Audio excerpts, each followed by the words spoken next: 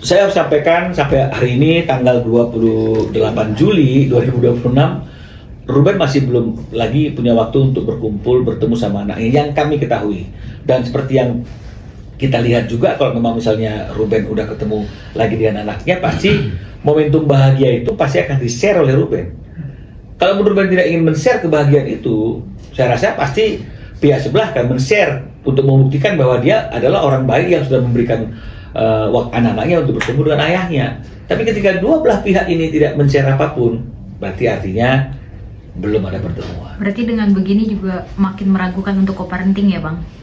Ya sudah pasti, karena kalau gini loh, kalau memang mau co-parenting dari pertama lah gitu artinya. Kenapa mesti ada huru hara ini baru mau co-parenting gitu loh? Itu aja sudah menunjukkan bahwa niatnya itu tidak, patut diduga tidak tulus kan. Karena kalau tulus dari dulu udah bisa co-parenting kan. Ini mengenai masalah tanda seru aja jadi persoalan gitu, masalah tiket aja bisa jadi perdebatan yang panjang gitu loh. Orang-orang bilang kan Bapak Blackpink dong loh, ini kan menceritakan satu rangkaian peristiwa, bukan ngungkit-ngungkit, bukan bangkit-bangkit. Ini kadang-kadang susah nih kita ngomong, ya. Tapi kita yang dibilang nggak nyampe pikirannya, katanya kan begitu kan? Ya lu pinter, kita ya inilah ya kan. Bang, tapi sedikit Bang, banyak kan netizen tuh masih selalu bilang, kalau bilang kenapa sih nggak ke rumahnya, kenapa nggak ke rumahnya?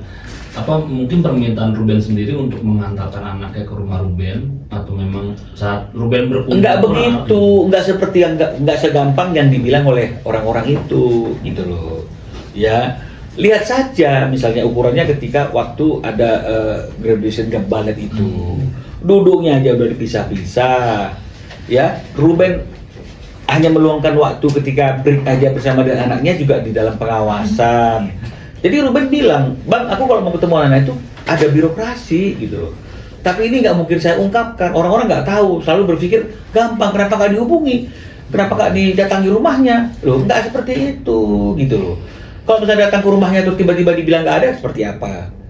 Yang nemui security seperti apa? Jangan seperti, jadi nggak segampang itu gitu loh.